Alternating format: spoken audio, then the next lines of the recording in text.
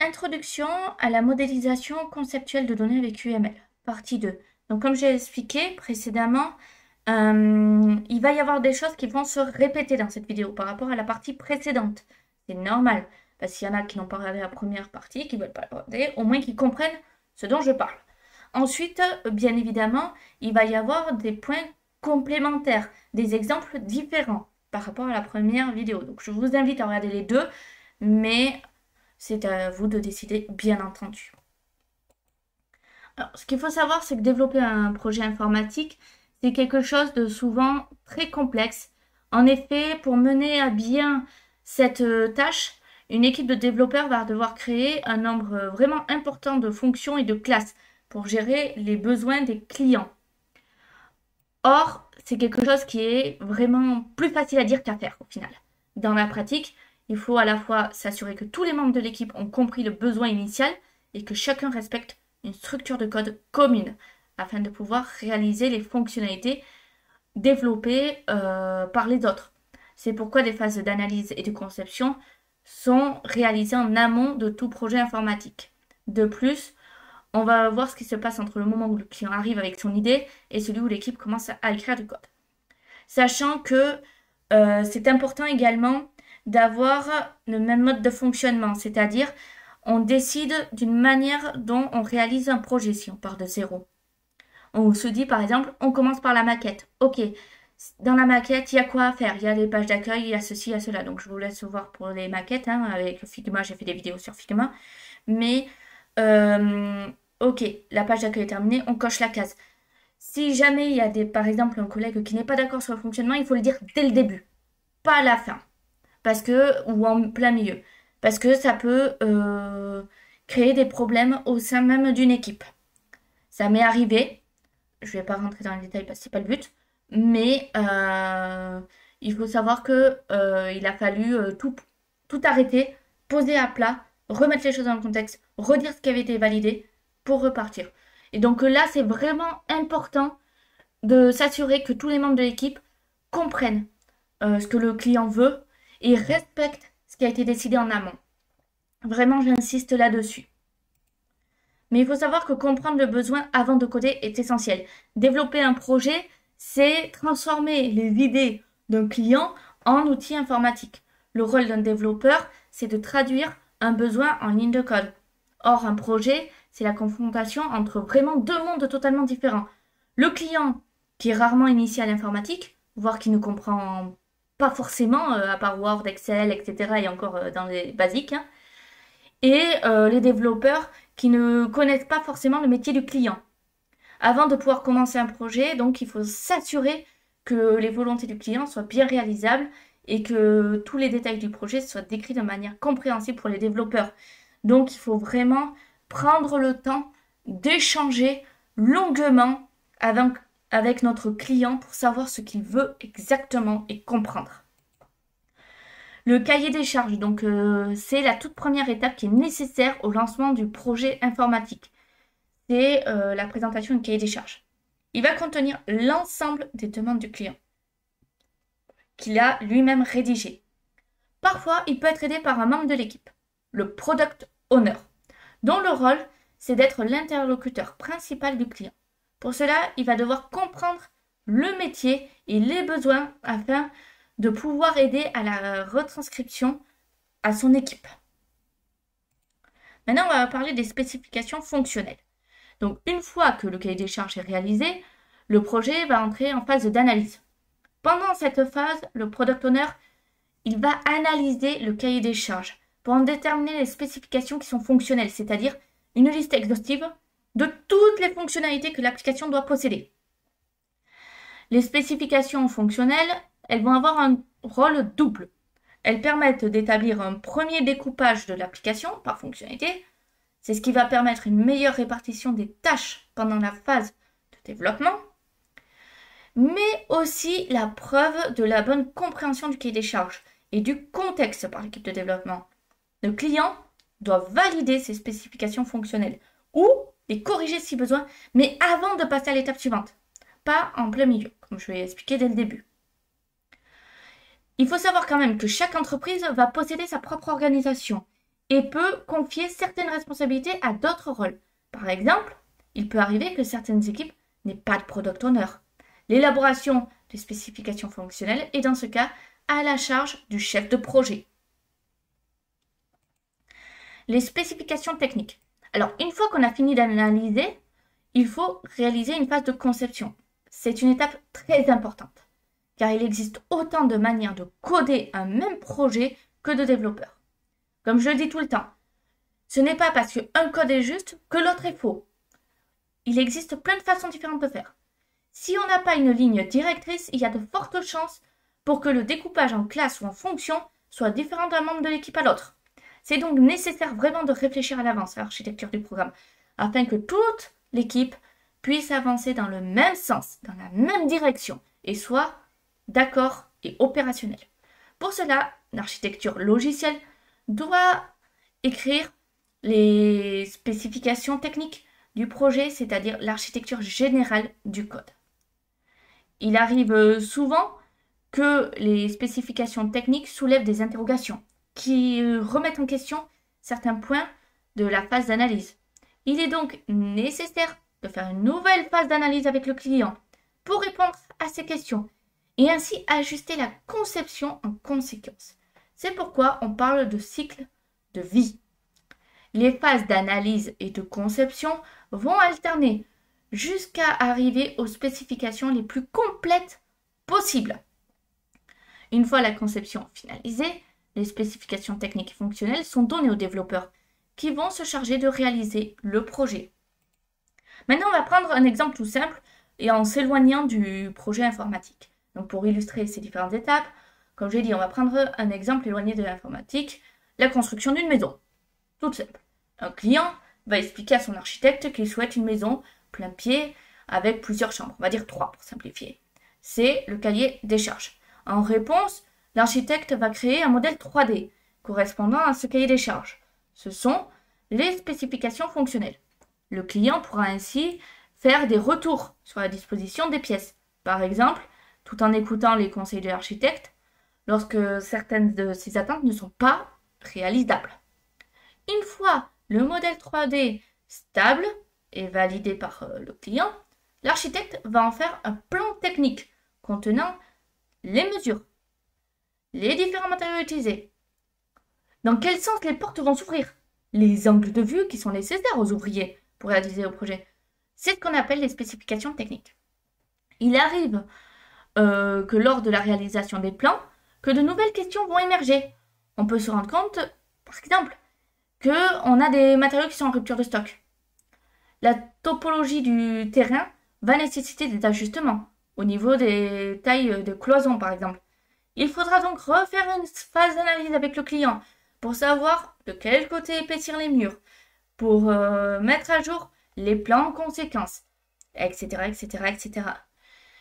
Ce qu'il faut noter, c'est qu'avant de commencer un projet informatique, pour en revenir à l'informatique, un client arrive avec un cahier des charges décrivant sa vision du projet. Le product owner en extrait les fonctionnalités pour faire des spécifications fonctionnelles qui serviront à l'architecte logiciel pour en déduire les spécifications techniques. Les spécifications fonctionnelles et techniques sont composées de diagrammes qui permettent d'expliquer de manière très simple de nombreux aspects du projet.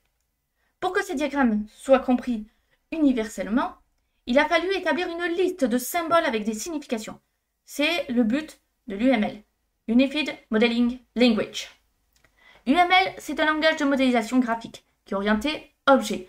Contrairement aux langages de programmation qui définissent des mots-clés qui seront utilisés dans le code d'un programme, l'UML définit des pictogrammes et des diagrammes qui permettent de visualiser tous les aspects d'un projet informatique.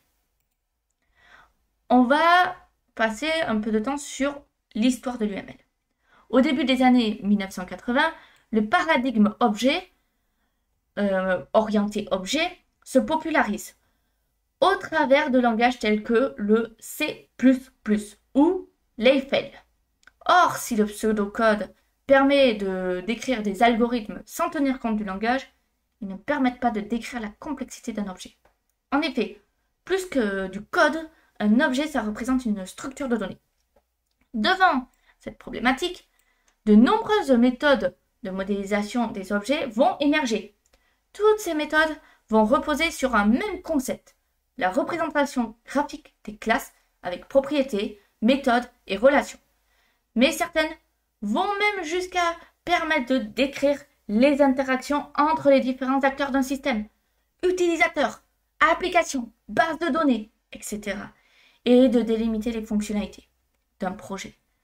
Avec la multiplicité des méthodes, plus d'une cinquantaine dans les années 1990, il a été décidé de créer un standard qui est universel, l'UML, en fusionnant 3 langages de modélisation, BOTCH, OMT, Object Modeling Technique, et OOSE, Object Oriented Software Engineering. Donc, les prémices de l'UML ont vu le jour en 1995 et après, ça s'est normalisé 2 ans plus tard par l'Object Management Group. C'est un consortium dont le rôle est de définir les standards de modèle objet. Donc, malgré son âge, il faut savoir que ce modèle est quand même régulièrement mis à jour, ce qui en fait vraiment une référence encore aujourd'hui. On a 2 types de diagrammes. L'UML donc se définit par 14 diagrammes séparés en 2 types. Celui de structure et celui de comportement. Celui de comportement va permettre de définir des fonctionnalités et les interactions dans une application. Ce diagramme permet de répondre à la question « Qu'est-ce qu'on va faire ?» C'est donc utilisé dans les spécifications fonctionnelles. Celui de structure permet de définir les différents composants de l'application, classe, package, objet. Ces diagrammes permettent de répondre à la question « Comment est-ce qu'on va faire ?» C'est donc plutôt technique. Ce qu'il faut retenir également, c'est que l'UML est un langage de modélisation graphique qui est orienté objet. C'est la fusion donc de 3 langages qui est aujourd'hui un standard reconnu par l'OMG. L'UML définit 14 diagrammes séparés en 2 types. Diagramme de comportement, utilisé donc pour les spécifications fonctionnelles, et de structure, qui est utilisé pour la spécification technique. Donc je vous invite quand même à voir les sites officiels tels que, il y a Wikipédia. Alors, c'est pas un site officiel, mais il est assez bien fait pour Unified_Modeling_Language. Donc, regardez UML, ils expliquent très très bien. Et omg.org. Donc, allez les voir, ces 2 sites. Donc, c'est pas vrai. Enfin, l'un est officiel, l'autre non. Le rôle des spécifications fonctionnelles. Donc, les spécifications fonctionnelles représentent une retranscription des fonctionnalités issues du cahier des charges. Ça doit contenir l'intégralité des fonctionnalités de l'application avec tous les cas possibles et les liens entre elles. Les spécifications fonctionnelles vont jouer un double rôle. Ça permet de s'assurer que le product owner a compris les attentes du client et ça fournit à l'équipe de développement le contexte du projet. Les diagrammes définis par le langage UML ont donc été conçus de manière à pouvoir assurer ces 2 rôles. Ils sont visuellement assez simples pour être compris et par le client, tout en donnant assez d'informations à nos développeurs sur les dépendances entre les fonctionnalités et les liens entre différents acteurs.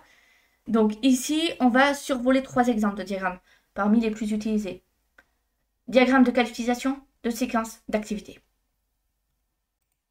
Donc pour le diagramme de cas d'utilisation, il faut savoir que ça permet de représenter toutes les interactions possibles dans l'application. Pour cela, ça met en valeur 2 éléments. Les acteurs. Ça désigne quelqu'un ou quelque chose qui va interagir avec notre système. La plupart du temps, les acteurs, c'est différents utilisateurs. Mais dans certains cas, ça peut symboliser un programme externe, comme une tâche automatisée. C'est représenté par des bonhommes bâtons et un nom. Alors pour simplifier, c'est les bonhommes de maternelle. Voilà. Le cas d'utilisation, c'est-à-dire une fonctionnalité générale de l'application. Ils sont représentés par des ellipses contenant le nom de la fonctionnalité. Ces éléments peuvent être liés entre eux pour définir quel acteur a accès à quelle fonctionnalité et quels cas d'utilisation sont dépendants les uns des autres. On va prendre l'exemple du cahier des charges pour, par exemple, un blog. Pour gérer un blog, il doit y avoir 3 types d'utilisateurs. Les rédacteurs qui rédigent les articles, les modérateurs qui valident les articles, donc ça peut être également un administrateur, mais ça peut également, les modérateurs, écrire des articles et des utilisateurs normaux qui vont sur un blog, simplement pour lire les articles. Au moment de la validation d'un article, un modérateur peut choisir une date de publication. Si par exemple il souhaite qui n'apparaissent pas immédiatement sur le blog. Les rédacteurs et les modérateurs doivent s'authentifier pour pouvoir accéder à leurs fonctionnalités. C'est par exemple la même chose pour des vidéos YouTube. Là, vous allez voir cette vidéo, mais le jour à laquelle je tourne la vidéo, on est en juin 2025.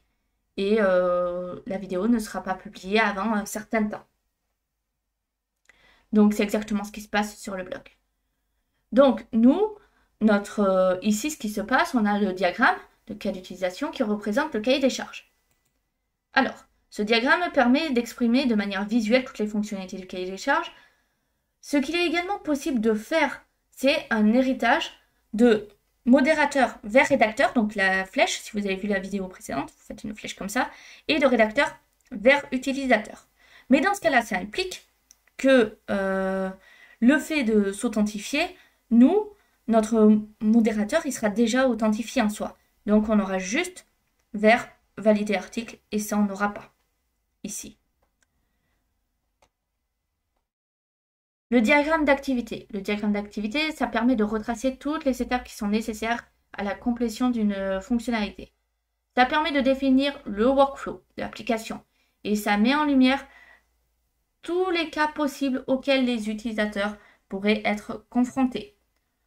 Il faut savoir qu'un diagramme d'activité, ça possède un nœud initial qui est sur le point d'entrée du process, du site internet si vous préférez, et un ou plusieurs nœuds de fin d'activité. Les deux sont reliés par une succession d'actions et de flèches qui indiquent le sens du workflow. Il est possible de créer des conditions dans un workflow grâce aux décisions symbolisées par des losanges. Donc voici un exemple d'un diagramme d'activité qui représente la vie d'un article, de son écriture jusqu'à la validation. Alors là, il est dans ce sens-là, mais c'est possible de l'avoir aussi dans l'autre sens.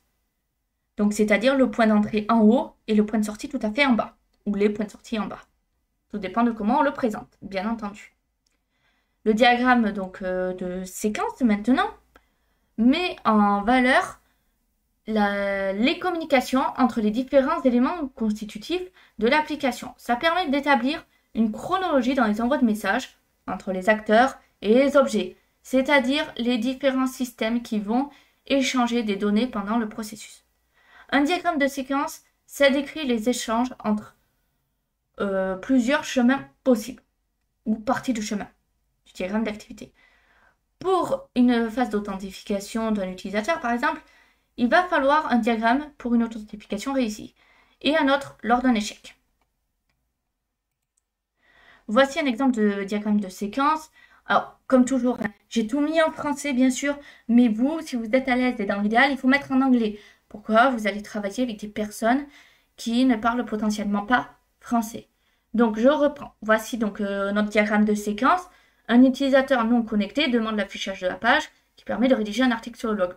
L'utilisateur est un acteur et deux objets doivent communiquer ensemble, l'application et la base de données. Bien que ces diagrammes soient des diagrammes de comportement qui sont utilisés pour faire les spécifications fonctionnelles, ils peuvent également être complétés par les éléments techniques. Donc dans les exemples qu'on a vus, on peut voir des diagrammes de séquence avec la présence de la base de données. Ce qu'il faut retenir, c'est que les spécifications fonctionnelles permettent de détailler toutes les fonctionnalités d'une application. Pour cela, l'UML dispose de différents diagrammes dont le but est d'être compréhensible par votre client, qui va bien sûr les valider, et par le développeur ou les développeurs. Les trois diagrammes sont quand même les plus utilisés. Cas d'utilisation, d'activité, de séquence. Il y en a encore d'autres, par exemple de classe également, mais ce sont quand même les plus utilisés. Je vous invite à voir le Wikipédia, qui explique quand même bien cela, si vous avez des difficultés.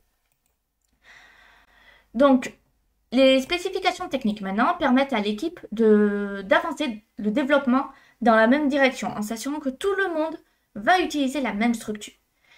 C'est issu des spécifications fonctionnelles et ça permet bien sûr d'établir un découpage en code, en package, en composant, en classe ou en objet.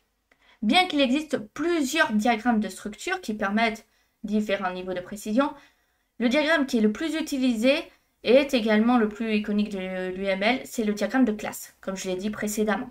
C'est celui qu'on va voir ici.